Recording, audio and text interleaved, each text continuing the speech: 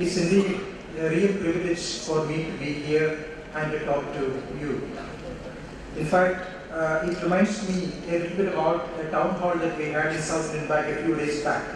The same crowd, very young and very, very vibrant. We have actually an average age of 33 years, very different from my age obviously, and then we have a gender diversity of 45%. So something similar I find here in that particular group. I mean, people thought we had gone there to really motivate that crowd. And the truth was something else. We wanted to gain confidence and energy from the vibrant youth that is really running this bank. So something similar I'm getting when I come to this particular forum too.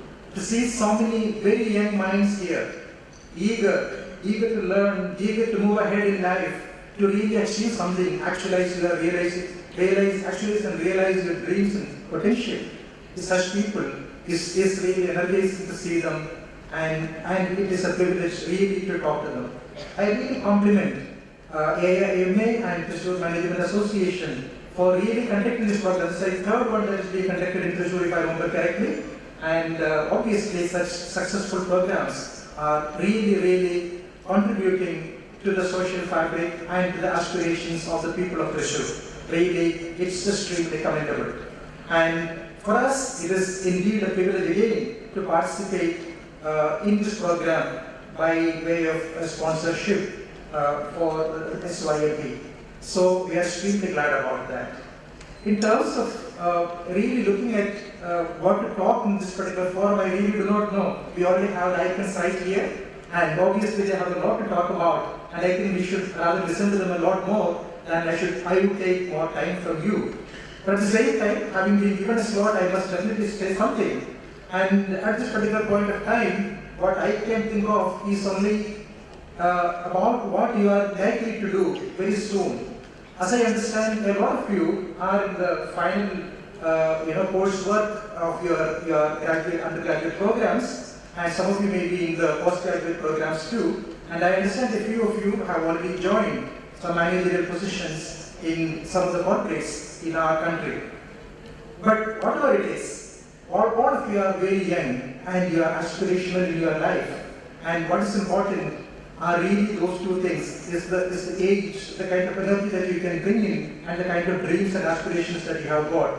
So what that is really important, and you are entering the actual world, really leaving behind your case studies and coursework and project work, etc. at a very interesting time. Interesting and also a little challenging, I would say. Interesting because, at least if you look around, you will find 2-3 very, very interesting things about our position in the world, or our position in the universe today. I don't think there was any other time in the history of the humankind when you had access to so much of information. Such exploding information all around us, it never happened ever in the history of the humankind. Therefore, we are entering a situation where we have at our fingertips any amount of information. Knowledge, if that's power, and knowledge, if that is your weapon and also your shield, that can be gained so very easily if we have that kind of dedication and interest. Of course, it is important that we don't get confused by the information overload. We need to learn to navigate that space of exploding information and understand how to really garner what is valuable to us. I'm sure all of you will learn to do that very well. Secondly, we are living in an extremely connected world. This kind of enormous computing power, this kind of unimaginable bandwidth, communication bandwidth, this never really happened again in the history of the mankind. It is only growing, of course, but at this point, at any point, it is a record. So this kind of combination of enormous computing power and tremendous bandwidth that has given us such an access to internet and all other events around the world, as if it is almost on real time, and almost everything is almost real. This kind of scenario never ever happened earlier, and therefore it's only improving even today. So that gives you an opportunity to remain extremely connected. You need to only look at the social media followers of celebrities and politicians just to know what kind of connectedness has been created and how the world has really shrunk into a simple global village. So I'm sure this is another real opportunity, and at the same time it is also a challenge because we should not get swayed by the superficial aspects of the connectedness, and I hope you understand what I mean by all that, and therefore you stay away from what is not desirable and really use what is really needed for your growth and aspirational improvement. When it comes to another aspect of it, I would rather touch upon a third aspect which is extremely understood everywhere. It's about the disruption. Everyone uses that word today, and disruption is all around. I'm really not talking about the tech giants, and I'm not talking about Alibaba, I'm not talking about Facebook, I'm not talking about even Amazon at this particular point of time. They are really great, fantastic disruptors everywhere that has been acknowledged, understood, and discussed and deliberated quite a lot. I'm talking about even an ordinary scenario, like you look at a small, rather traditional bank like South Indian Bank. When you look at it, you're not a very large bank or anything. Yet the kind of change that has happened over the last few years, if you look at the kind of technology-driven growth that can be achieved by a bank, the kind of power of analytics that the bank is able to use today, and therefore able to see each customer as an individual and reach out and give him a package that is really valuable to him. That is something amazing today. And the entire processing, if you look at the branch network of the bank, in almost the 923 branches and destination counters of the bank, there isn't any account opening or any of those things. Those things are all done in Kochi. We have the processing centers there, but 1,000 people today, out of 8,000 people in the bank, are working in the processing centers, which are located in Kochi. Every single process that is important is being done from here, and therefore none of the accounts are being opened in the branches, and similarly none of the servicing is really done other than the marketing and interacting with the customers. Everything else is done, all the data processing is done in a centralized environment in an extremely efficient manner, all non-processing, everything is being done there only. And similarly, if you look at it, a lot of repetitive processes, we have migrated to robotic process automation today, and every day that list is increasing. And similarly, we have an AI-driven chatbot, so which is learning every day. It is learning as it goes along, it learns even more, and it does even better. So what I'm trying to tell you is, even in very traditional areas, the disruption you can see significantly, and therefore, how do we enter this space where we have got enormous amount of knowledge availability, an enormous amount of connectivity, and there is also a potential of great disruption. How do we deal with this? I really don't have an answer for that. I can only tell you again and again that knowledge is your weapon, knowledge is your shield. And therefore, I can only talk about Peter Drucker. And in 1929, when the New York Stock Exchange crashed, actually Peter Drucker, the legendary management guru, was working for a brokerage. So obviously, the brokerage closed down, immediately went bankrupt, and he was jobless. And at his age of 20, on his 20th birthday rather, he joined a Frankfurt newspaper, maybe the largest newspaper in Germany at that particular point of time, and he joined that as a correspondent for international affairs and economic affairs. Then of course he understood that he has to read a lot, and of course the newspaper was an evening newspaper, to come out in the afternoon, and therefore he had all the time after that. From morning 6 to 2:45 or so, he has to work. After that there is no other work. So he used all that time to create a system of learning, reading and reading. And in his own words, what he said is subsequently he created a system of taking up a new subject every 3 to 4 years. It could be Japanese art one day, it could be economic theory another day. And he said, 3 to 4 years, he assumes that in 3 to 4 years is certainly not the time to really master something. Obviously you can't do that. But he says that is good enough. 3 to 4 years is the period that is good enough to understand a subject in its seriousness, and therefore, not only that it gives you a real solid foundation of great knowledge and awareness, it also gives you the capability to understand the different approaches which are followed in different disciplines altogether. Japanese art obviously does not have the same method as economic theory. So it is totally different. So it opens up your mind. And I hope this kind of programs are meant for this only. It is really opening up our minds And this kind of opportunities, I hope you will all take. The very fact that you are here today shows that you are open, you are really aspirational in your views, and you have a purpose started out for you. So obviously I hope you continue in this path and really believe in knowledge as your weapon and your shield and move ahead. All the very best to all of you.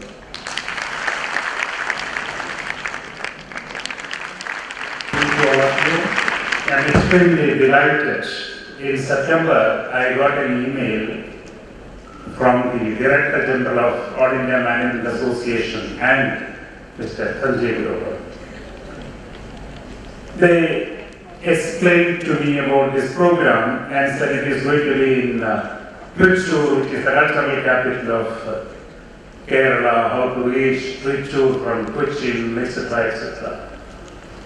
So I was, in fact, delighted back to be in my own hometown and meet the demographic dividend of Trichy. Let me also compliment AIMA and the Trichy Management Association for this program, Shaping of the Minds. Our former president, Sri Pranab Mukherjee, was told, if you don't take care of the demographic dividend, there are going to be disastrous liabilities. And we are in a country which is looking to be a 10 trillion economy from a few years from now, targeting for a 5 trillion economy, trying to be a nation with probably the third largest GDP in the world, and that responsibility is in the hands of this demographic dividend. And in that context, shaping of the minds of those people is a great mission, and that's what AIMA has taken up. Let me also say I'm delighted for another reason. When we were having the wonderful speeches of Radhakrishnan, then Sony and Vijay, another important milestone was taking place in Sriharikota. India, with its PSLV, launched successfully a Cartosat 3 satellite. It's a major milestone, and the first time in this country we did the satellite and we launched it. It can distinguish every object of 1 feet from another. Ambassador knows, General knows what is the significance of such a device in the space.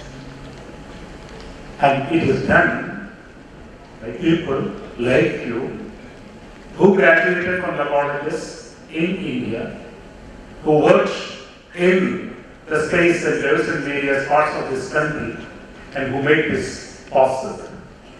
The lesson is, nothing is impossible, and you can do that. What is required is you should be clear about your direction, the vision.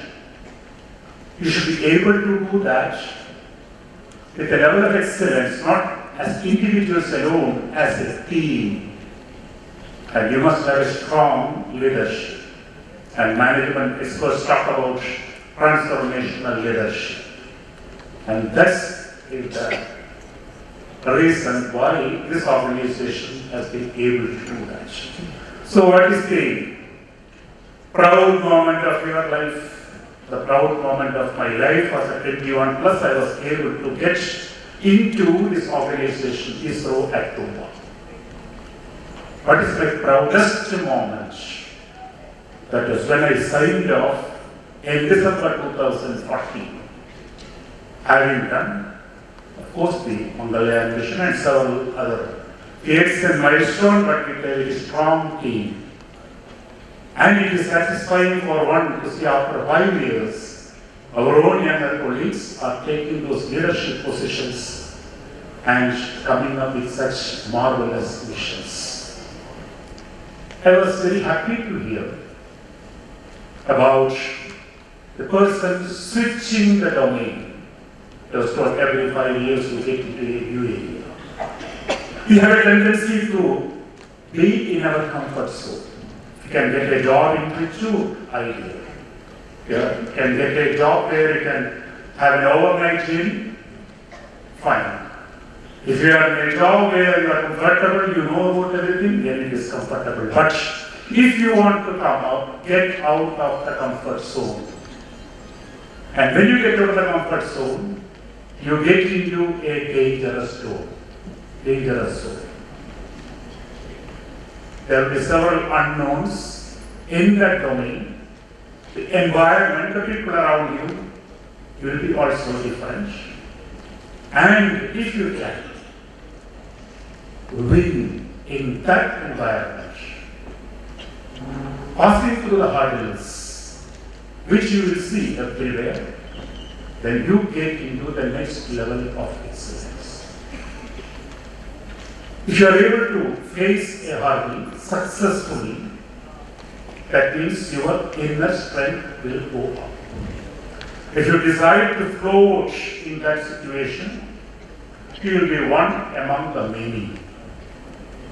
If you get depressed, then that's the end of your life and career. So the next lesson is thank those people who are putting obstacles in front of you. And it is your job to jump and get into the next level of excellence. We have been asked to address a few things about failures in life. You will have failures. If you start doing difficult things, certainly you will fail. But the key to success is learn from the failures. You have to embrace difficult situations. And when you fail, learn from the failures. Learn from the failures of others and others. And then you get into success.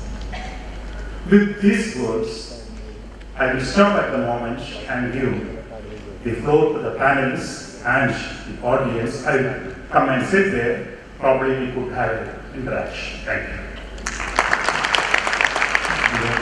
We don't have much time. I think we have decided on the questions.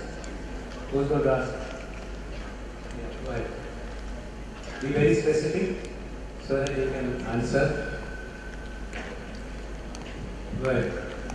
Tell your name and then. Good morning, sir. My name is Manjul Vijay. I'm currently pursuing PGDM from SCMS Coaching School of Business. So, my question You can is, stand so that people can also see. my question is, India has undertaken many successful and path-breaking missions like Chandrayaan and Mangalyaan. So, according to you, what is India's actual potential in terms of space research? And when we look in the global scale, how competent is India? Potential of India is unlimited. The point is, you have to decide to do it. If you look at 1960, when the globe started modern space age with America and Soviets, we were in a very difficult situation. But still we decided to get into space to find solutions to those problems of poverty, of illiteracy, etc. Our focus has been how this technology can be used for the benefit of the people. Standing on our legs, that means we must have self-reliance to develop those technologies for rocket satellites, etc. And we have done that. You asked the question, where are we? We are probably the 6th space agency in the world today. We have America, we have Russia, European Space Agency, it's a consortium, then Japan, China, India, then Canada, Brazil, etc. This is the next system. And if you look at Mangalyaan, that has been a disruptive event in planetary exploration. It told the West that there is a different way of doing this. Thank you. Thank you, sir. Morning, sir. I'm Teresa Andrew. I'm pursuing MBA in Kerala Agriculture University, Vellanikara. My question is, uncertainty and risk are the crucial role in our life. How do you accurately calculate uncertainty, risk, and quantify the demands? See, in every project there is an uncertainty. And when there is a complex, high technology project, a project which is a large one, then the complexities will go up. And we have one more uncertainty because we work in space environment. If you do business in the planet Earth, you know the risks. In fact, if you talk to your VG Saab, he will tell you. He has done the risk assessment. If something happens in one part of the world, how does it affect your supply chain, your delivery chain, etc. But we have a different kind of thing. There is a object which is a very complex system. So what we need to do is we have to make the assessment of those risks, the potential problems that are likely to come, prepare ourselves, and when we have a launch, we will be ready with almost 50 contingencies that could come there, and we have the answer to them, and the entire team will know what to do. That's preparedness. Thank you, sir. Thank you, sir. Speak loudly. Teamwork is to be successful. So, what do you take on leadership and teamwork, sir, to the students? One single factor that could be cited for ISRO's excellence today is team excellence. Islands of individual excellence could produce results, but there is a limitation. But if all of them come together, you get the best of everyone. The question is how the leadership will nurture this. It's a major task. It starts from the time you plan for a project. All of them should be part of it. When ISRO decides to embark on a Mongolian mission, a mission which is an add-on to what they have been doing, to be done in a tight schedule of 4 years, a complex mission where everybody else has failed. You take all the people and transform this challenge as their challenge of all the members. Then you work with them, you support them, you facilitate them, you inspire them, and finally, when the reward comes, give it to everyone. So the reward system, the recognition should also be linked to the team excellence. We have to be able to do that. That's why we are able to succeed. Thank you, sir.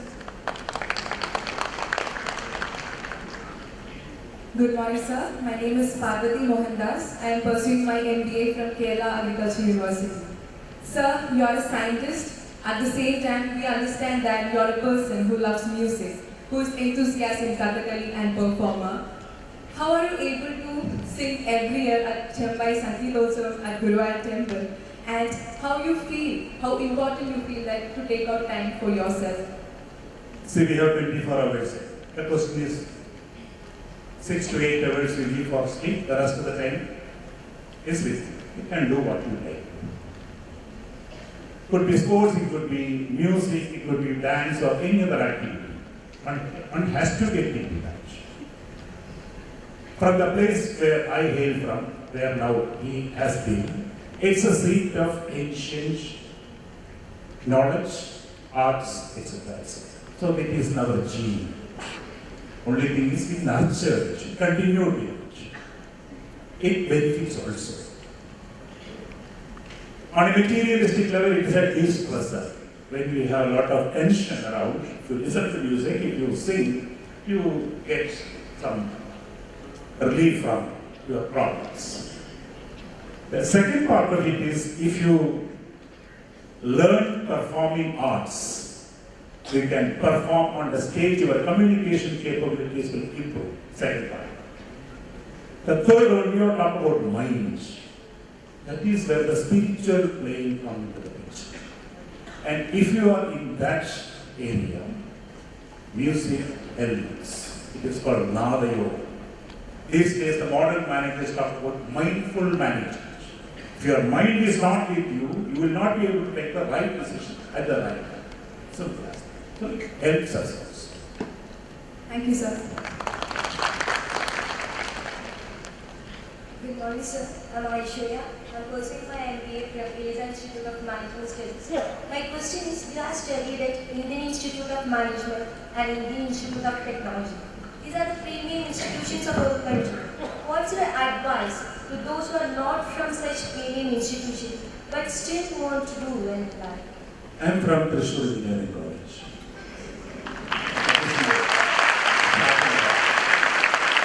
I studied mathematics in Christ College.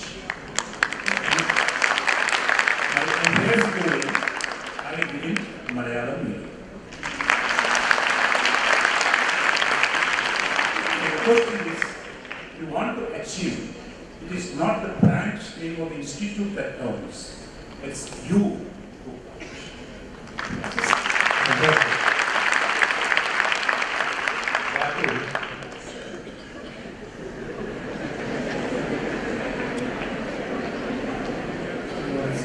My name is Rahim.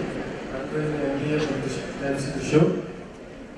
With the Chandrayaan 2 not going as per plan, what are the important lessons you think that have been learned? Also, how one should keep oneself motivated in times of disappointment? See, when you are embarked on a space mission which is quite complex, we are always ready for any type of outcome. We prepare ourselves for the best. And we learn from the failures. If you do not do a new thing, a difficult thing, you will never fail. So if you have to achieve bigger things, you need to do your best and learn from failures. Failures are stepping stones for success. Now specifically coming to Chandrayaan 2, here is Chandrayaan 1 mission in the year 2008, where for the first time India put a satellite in an orbit around Moon, and till then we were only putting satellites around Earth. So we learned a lot of new things. But this time, we took up a major step forward, trying to land softly on the surface of Moon. And let me just share with you what the difficulty is. If you have taken a flight which goes at about 700, 800 kilometers per hour, and there's a pilot and a co-pilot with all their technology, they come and land in an airport which is well laid out with all ground support facilities. Still, sometimes we feel the landing was hard. Now here you look at an object which is moving around Moon at 6,000 kilometers per hour. It has to navigate itself. Look at the place where it has to land and see even the boulders at that area using cameras mounted on it. And then try to come and stand on 4 legs, and if there is a small deviation, then it could stop. It has to be so precise. And what we have achieved is almost the final point where we reached, and the last one we could touch. But we have understood what could have gone wrong in that point. So next attempt is to take care of that and also ensure that the previous test that we have been successful will be also repeated. So learn from that and go for the next one. Thank you, sir. Morning, sir. I'm Amira from Religion Institute of Management Studies. We are really proud of you, sir, as you are from Thrissur district. And my question is, how could the space technology can help the poor mass in India? In fact, that has been the prime focus of space technology as envisioned by Dr. Vikram Sarabhai and told to the world and told to the country. Here, if you look at a fisherman, and we have a coastline of almost 11,500. Fishermen go in the morning or evening, and they look at normally birds or bubbles, etc., to find out whether there will be a fish. They go around, spend their time and waste the kerosene or diesel. The satellite technology is today able to tell them where exactly they could find a congregation of fish. So they go there in their boat, and individual vessel could save at least up to 10 lakhs per year using this information that is available free. It's available in their local language. One. If you look at the government, well before the harvest, maybe 1 month before the harvest, the technology will be able to tell the decision makers that the food production in India is going to be of this level. They can decide about import or export even or movement within the country. Two. So if you look at the east coast of India, every year you get into cyclone. Recently also we had. In the 70s when there was a cyclone, there was a place called Divi where almost 10,000 people lost their life and living off several billion. Now, if you look at the cyclones that are happening now, 48 hours in advance, the satellite systems are able to capture about the cyclogenesis. They're able to tell how it moves, and then the India Meteorology Department will be able to tell you where exactly it will hit and what is going to be the height of water. And because of the knowledge about the terrain available, the collectors in those districts will know which are the area they have to move the people from. So you save money. This is another part of it. If you want to know about the quality of your land, that is the spatial information that is available. So when you spend money for district development, you know where to do what. Just another approach. If you want to look at the forest, you will be able to see every year where the changes are going to be. There are so many such things happening. Communication today, the kind of TV that you are seeing today, so one proves that. In future also, it is going to happen. Thank you. Good morning, sir. My name is Jenda Jijo. I am pursuing my MBA from Sahitya Institute of Management Studies. I would like to ask you that you were joined as an engineer in Vikram Sarabhai Space Center. After that, you were the chairman of ISRO. So can you share the experience of that journey of your life? I have shared my experience in a book called My Odyssey. It was published by Penguin in the year 2016. The idea was to chronicle my life experiences, especially the hurdles that you come across, the failures that you come across, how you face the failures, and then come up with some good research. So this is what happened. I was an engineer, went to do management, and I believe every engineer, every scientist, every educationist will go up in the hierarchy. They have to manage people, they have to lead people, large number of people, and also they have to develop leaders for the future. That's the challenge at the later stage. If you have a formal training in management, this becomes slightly faster. Instead of learning by experience, you learn through the experiences of others which are happening. That's our knowledge of management. Now, I talked about a comfort zone. There's a question of domain switching. If you start specializing in one particular area, you may be an international expert in that particular area. You can also develop horizontally and with certain level of care. I have been doing this in my care.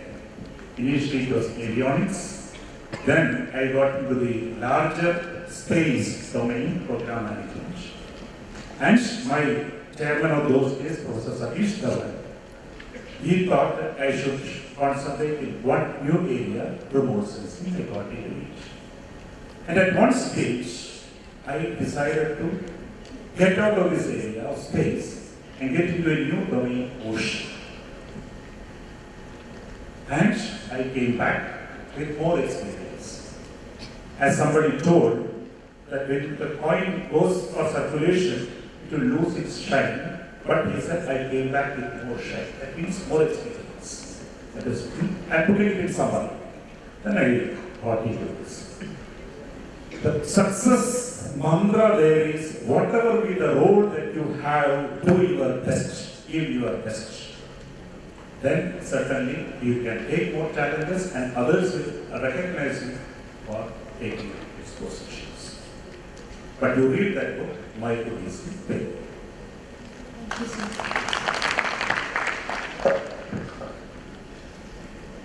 Good morning, sir. My name is Udhayan. I am pursuing MBA from AIMS College, Thrissur.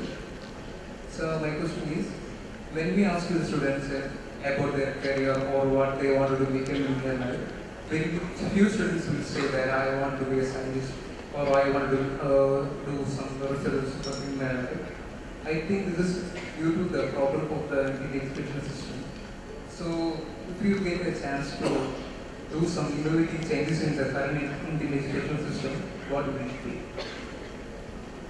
See, education is providing a basis on how to learn. Education is not for a job. It prepares you to learn more. And our learning starts when you graduate from an institution. And learning is a lifelong process. The other part of it is there's an attitude for the individual. Individual should love the work. So, this is where the experience of the parents, experience of the teachers and their observations, and your own inner calling have to come to some level. It is a difficult process. So education has one role in that, to equip you to take it more.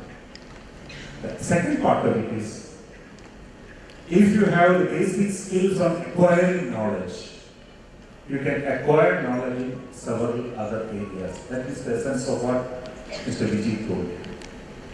Somebody says, if you are on top of a erica tree, you don't come down and again go up actually. Have you seen the people, they will swing it and catch the next one. So if you have expertise in one domain, it is easy for you to earn expertise faster in another area. You can switch. You can also do 2 or 3 things together. So there is no hard and fast rule, number one. Number two, the world is changing. What you were 30 years ago is not the world today. So you have to change with the world. And that is, again, the requirement of particular skill. So education institution has only to prepare you for that. That's all.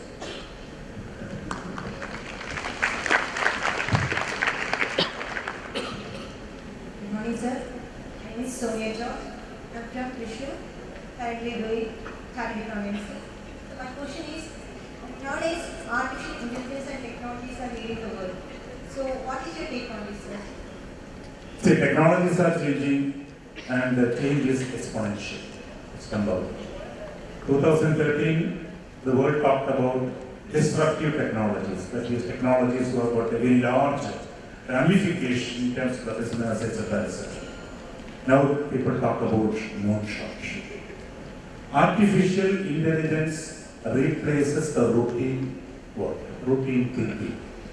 But artificial intelligence cannot at the moment replace the conscience that the human being has.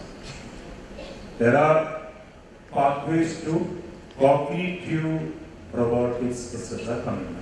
But understanding our human brain itself is not fully established. This conscious part of it is not established. Then when you come to artificial intelligence, there is a question of ethics also. So these are the things to be worried about in the future. But certainly it replaces a lot of routine activity, leaving our minds to do better. Yes. Example is again the bank. If you look at all those banks where the people were worried about transactions, now it's all done by the computer. If you look at the railway reservation system, airline reservation system, all the human beings are replaced by the transaction process. So this is the next step. That's what. Thank you, sir. Friends, we have about 5-6 minutes for taking questions from outside.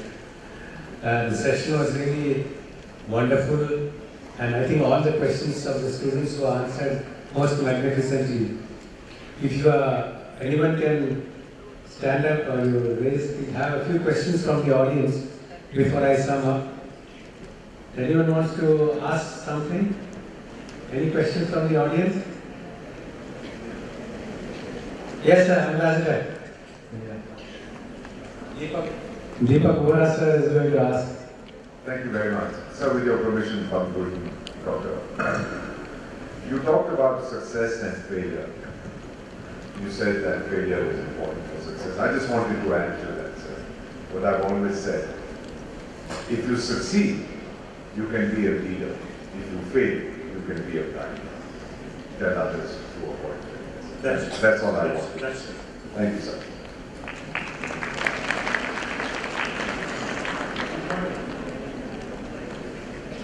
Good morning, sir. You should tell your name, please. My name is Ramesh. I am representing Junior Mission College. Where are you?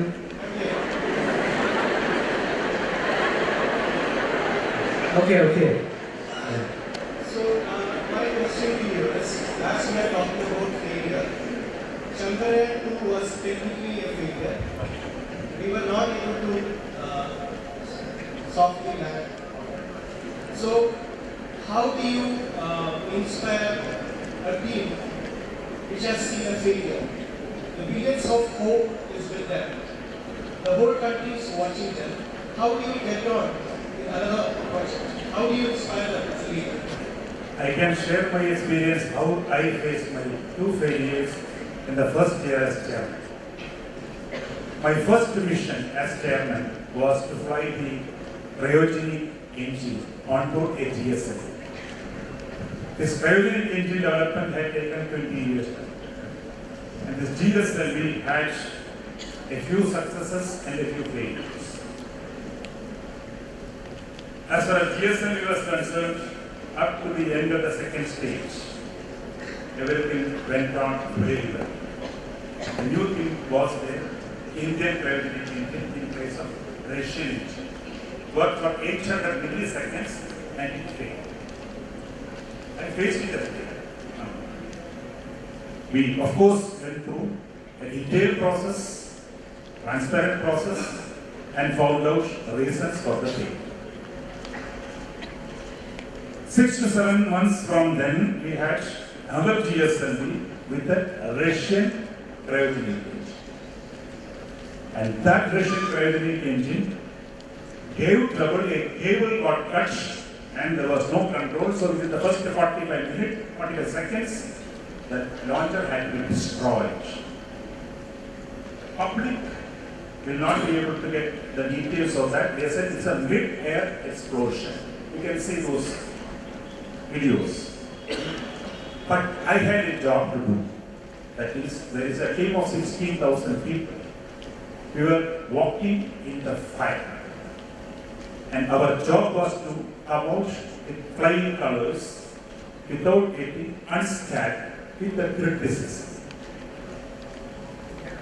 So we forget, we don't get swayed with what others say, but we get on to the job, try to find out what fails.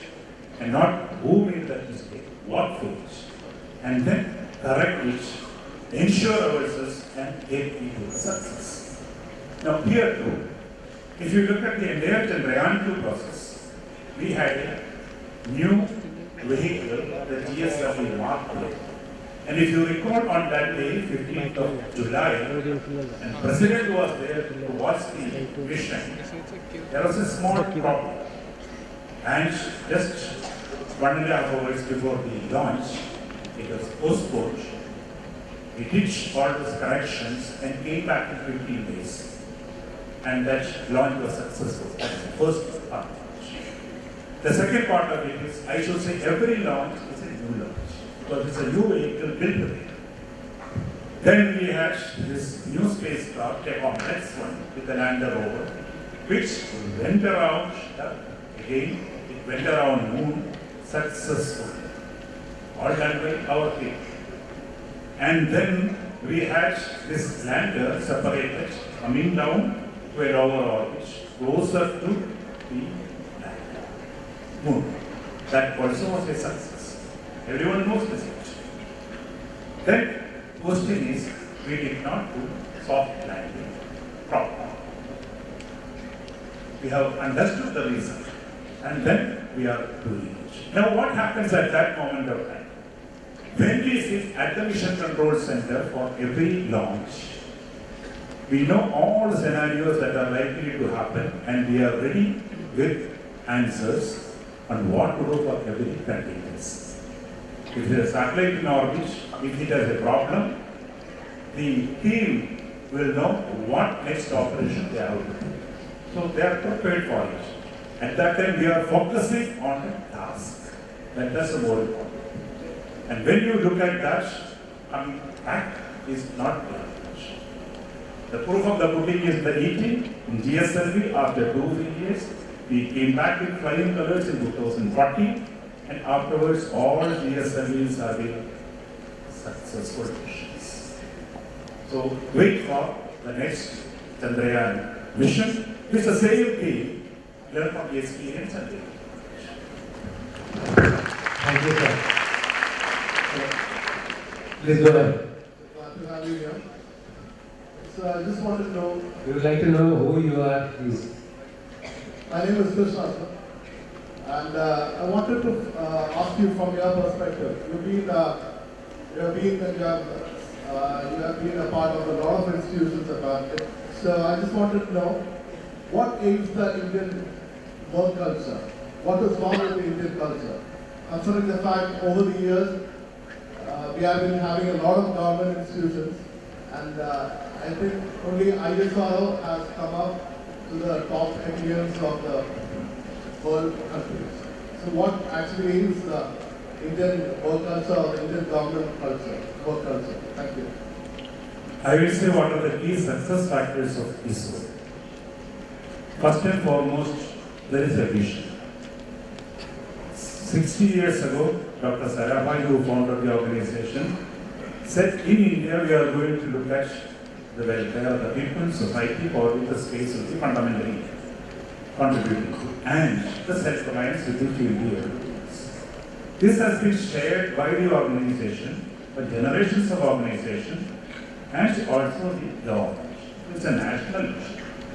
The second one, as an organization, we are a responsible organization taking money from the public exchequer. So we have to also strive to do what is required for the country. So always our application goals are aligned to what the country needs. This is the second part of it. The third part of it is the team excellence. We talked about it, and this is probably the first and foremost reason for our doing better and better. It's associated with the leadership, again, the transformational leadership that people have been providing to the organization. And how do you face failure and how the resilience from failures as an organization? This is important. It is related to the previous question. The resilience of the organization as a whole to come out of it. We have that. Now, if you look at several other organizations, I won't name it. If you look at individual excellence, individual contributions to be rewarded, the individuals will work in their silos who don't achieve a major goal in that situation. This has been one of the reasons. And we put also for ourselves impossible targets. We try to reach that. For us, it is a question of national pride and devotion. If you look at Mangalyaan, our team could have earned their salary, earned their promotions without doing that. But the same team put extra effort and complete that. So this is another part of it. So this comes with the chief of the organization. It is possible to have this in other organizations, but in a new organization, it's always easy to inculcate new culture. In an existing one, it will be slightly complex. It will be difficult to change that. Thank you, sir. I think we are satisfied with what he said. Friends, we had an extraordinary session, and Dr. K. Radhakrishnan held us, all of us spellbound.